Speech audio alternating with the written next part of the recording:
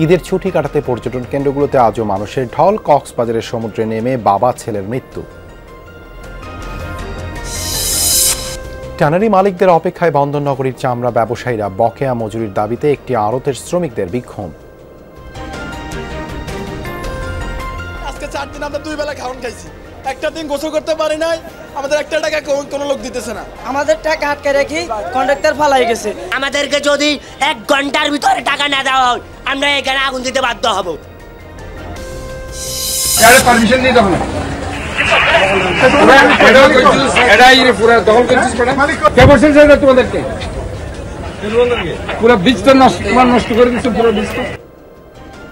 মেয়রের হুঙ্কার উপেক্ষা করে পতেঙ্গায় অবৈধ স্থাপনা। নির্বিকার প্রশাসন, সৌন্দর্য হারাচ্ছে সৈকত। কালকে দোকান খুলছে, এখন সবাইকে আসে উচ্ছেদ করে দিচ্ছে। তো আর যদি আমরা এগুলো না করি তাহলে আমাদের কি করতে হবে? চুরি মামলা এগুলো করতে হবে। এই ব্যবসা সবাই করে কেন? ভালো চলার জন্য। এটাই আমাদের মনে ইনকাম সোর্স। এখান থেকে নিয়ে যে বাসে নিয়ে গেলে আমাদের বউ বাচ্চা চলে, নাহলে আমরা বউ বাচ্চা পালতে পারি না।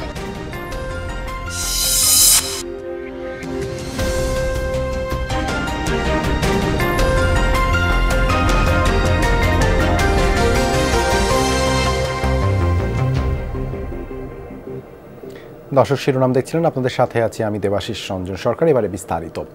ভ্রমণ পিপাসুদের পদচারণায় মুখর চট্টগ্রাম, কক্সবাজার ও 3 পার্বত্য জেলার সব পর্যটন স্পট। লম্বা ছুটির কারণে দিন দিন বাড়ছে সমাগম। সবচেয়ে বেশি কোলাহল সমুদ্র সৈকতে। পাহাড়েও ছুটছেন অনেকে। যান্ত্রিক জীবন ছেড়ে উপভোগ করছেন প্রকৃতির অপরূপ নৈসর্গিক সৌন্দর্য। ঈদের পরদিন থেকে চট্টগ্রামে পতেঙ্গা সমুদ্র সৈকতে দিনভর লেগে আছে অসংখ্য মানুষের ভিড়। পাশাপাশি আনোয়ারার পার্কি সৈকত, Foy's lake, Bhatiari, outer ring road, naval, boat ক্লাবের চিত্রও একই। আসি দেখি তো যে অনেক মানুষ আসছে, খুব ভালো লাগতেছে, ঈদ ভালো কাটতেছে। বাচ্চাদের নিয়ে আর কি বিনোদনের জন্য, ওদের জন্য একটু বের হয়েছে। বেড়াতে আসছে অনেকদিন পরে, ওরা বলতেছে আবদার করতেছে আসার জন্য। অনেক সুন্দর হয়েছে, অনেক ভালো লাগছে। খুবই মজা করতেছি, সব জায়গায় বোটে চড়ে খুব মজা পাই। দুদিন ধরে অগণিত পর্যটকের কোলাহলে মুখর কক্সবাজার সমুদ্র সৈকত। কলাতলী, লাবণী, সুগন্ধা সব পয়েন্টেই ভিড়। পরিকল্পনা নিয়ে ঘুরে বেড়াচ্ছেন আকর্ষণীয় স্পটগুলো। লম্বা সরকারি ছুটির কারণে দূর দূরান্ত থেকে প্রতিদিন আসছেন পর্যটকরা। এর মধ্যে আছেন অনেক বিদেশিও। এখানে এসেছি, ভালো লেগেছে।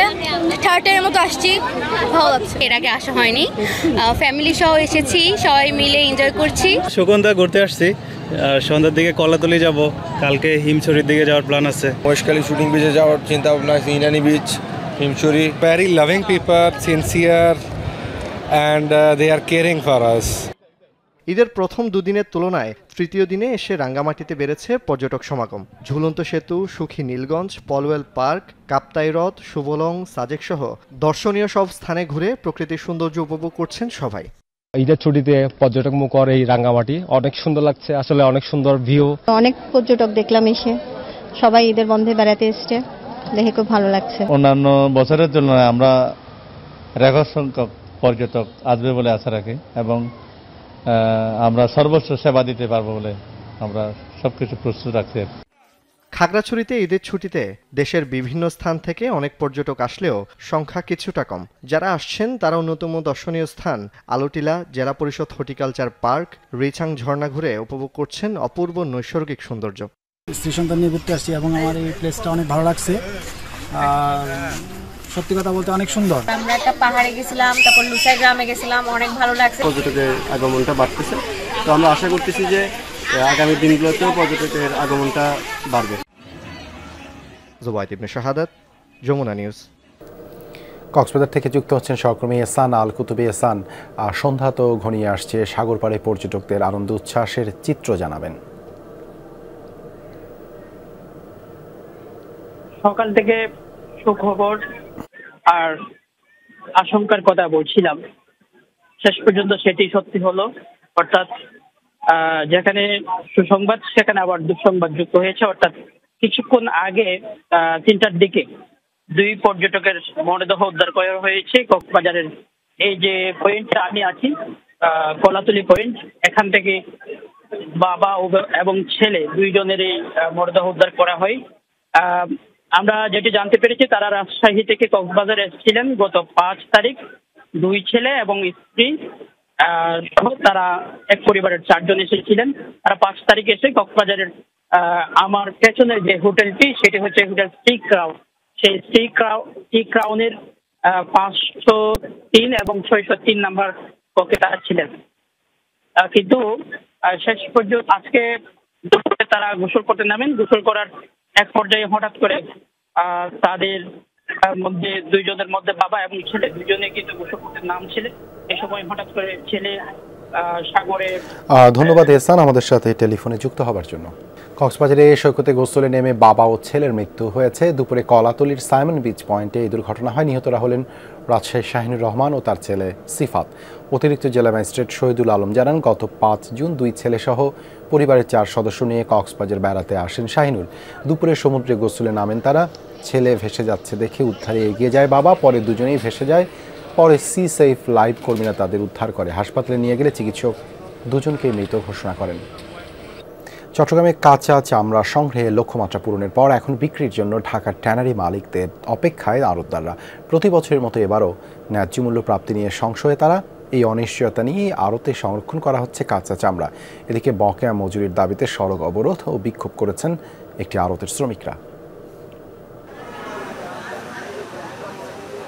মৌসুমী বিক্রেতাদের কাছ থেকে কেনা এসব কাঁচা চামড়া লবণ দিয়ে সংরক্ষণ করা হচ্ছে চট্টগ্রামের আতুরার ডিপু আড়তে। চট্টগ্রামে চালু আছে মাত্র একটি ট্যানারি, তাই এসব চামড়ার বেশিরভাগ বিক্রি হবে ঢাকার ট্যানারি মালিকদের কাছে। চট্টগ্রামে এবছর 4.5 লাখ পিস চামড়া সংগ্রহের লক্ষ্যমাত্রা পূরণ হয়েছে বলে দাবি আড়তদারদের। এখন বিক্রির জন্য ঢাকার ট্যানারি মালিকদের অপেক্ষায় তারা। মাত্রা লবণ লাগাইছি, কষ্ট করছি, এখন মোটামুটি যদি আমাদের যদি ঠিক মতো দামটা দেয় তাহলে আমরা মোটামুটি আগ্রসর হইতে পারবো আর কি। আমাদের দুশ্চিন্তা হয়েছে যে এখন ট্যানারির মালিকেরা যদি হেমায়তপুর থেকে এখানে আসে আমাদের মালগুলো উচিত দামে যদি খরিদ করে নিয়ে যায় তাহলে আমাদের দুশ্চিন্তাটা মুক্ত হবে।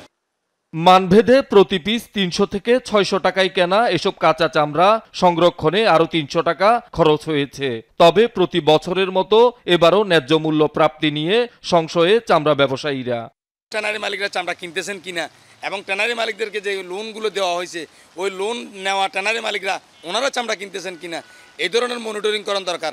এবং সরকার যে নির্ধারিত একটা দাম বেঁধে দিচ্ছে লবণযুক্ত চামড়া, ওইটাও একটু মনিটরিং করা দরকার।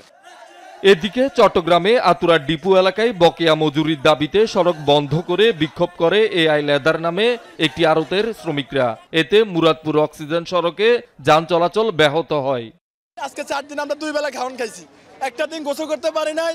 আমাদের একটা টাকা কোনো লোক দিতেছে না। আমাদের টাকা আটকে রেখে কন্ট্রাক্টর ফালাই গেছে। এখন কোম্পানি আমাদের টাকা পরিশোধ করে দিবে, আমরা দেশে চলে যাব। আমরা এখানে প্রায় 12 লক্ষ টাকার মতন পাবো। আমাদেরকে যদি 1 ঘন্টার ভিতরে টাকা না দেওয়া হয় আমরা এখানে আগুন দিতে বাধ্য হব। এরা কত চামড়া লবণ দিয়েছে, আমার কন্ট্রাক্টর আমাকে সর্বমোট হিসাব দিবে। আমার কন্ট্রাক্টরের সাথে আমার একটা চুক্তিনামা আছে, আমি আমার কন্ট্রাক্টরকে সেইভাবে আমি পেমেন্ট করব। শহীদুল সুমন, যমুনা নিউজ, চট্টগ্রাম।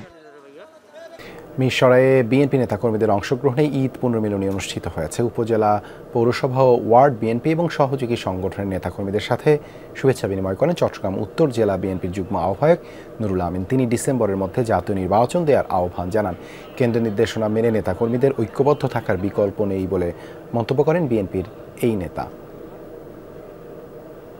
মেয়রের হুঙ্কার ও বৃথা। চট্টগ্রামের পতেঙ্গা সমুদ্র সৈকত থেকে সরেনি অবৈধ স্থাপনার জঞ্জাল। সৈকত দখল করে গড়ে তোলা শত শত অবৈধ দোকানপাট উচ্ছেদে কোনো ব্যবস্থাই নেয়নি প্রশাসন। এসব স্থাপনার কারণে নষ্ট হচ্ছে সৈকতের সৌন্দর্য। দখলদারদের দৌরাত্মে ক্ষুব্ধ দর্শনার্থীরাও।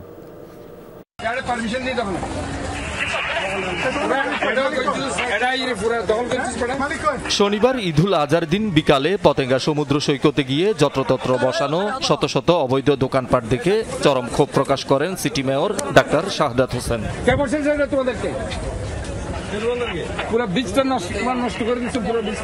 এত সুন্দর দৃষ্টিনন্দন একটি পর্যটন স্পটের এমন বেহাল দশা দেখে জেলা প্রশাসক এবং চট্টগ্রাম উন্নয়ন কর্তৃপক্ষের চেয়ারম্যানকে ফোন করে অবৈধ স্থাপনা উচ্ছেদে কার্যকর পদক্ষেপ গ্রহণের অনুরোধ জানান মেয়র।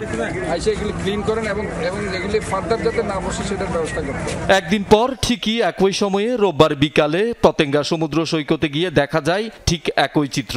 সৈকত দখল করে গড়ে তোলা সব অবৈধ স্থাপনা যথারীতি বহাল। মেয়রের ক্ষোভ প্রকাশের পরও বিন্দুমাত্র পরিবর্তন নেই। ঘরে বাতে চলে টাকা নাই, কালকে দোকান খুলছে, এখন সবাইকে আসে উচ্ছেদ করে দিচ্ছে। তো আর যদি আমরা এগুলো না করি তাহলে আমাদের কি করতে হবে? চুরি মামলা এগুলো করতে হবে। এই ব্যবসা সবাই করে কেন? ভালো চলার জন্য। এটাই আমাদের মনে ইনকাম সোর্স।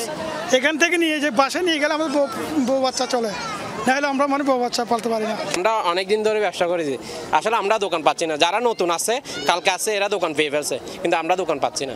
আমরা কোথায় যাব? সমুদ্র সৈকতের সৌন্দর্য রক্ষায় অবৈধ স্থাপনা অপসারণে জেলা প্রশাসন, সিডিএ এবং ট্যুরিস্ট পুলিশকে ব্যবস্থা নিতে বললেও কারো কোনো উদ্যোগ নেই। আমরা যখন এদেরকে সরাই একদিক থেকে নিয়ে যাই, আবার আমরা যখন চলে যাই তখন তারা আবার এখানে আসে, মানে একটা চোর পুলিশ খেলার মতো একটা অবস্থা। যাই হোক, এটা অচিরেই আমাদের সমাধান হয়ে যাবে। যার যেখানে খুশি সেখানে দোকানপাট বসানোই সৈকতে হাঁটা চলার পথও সংকুচিত। চাঁদার বিনিময়ে বসানো এসব দোকানে দামও চড়া। দর্শনার্থীরাও জিম্মি দখলদারদের কাছে।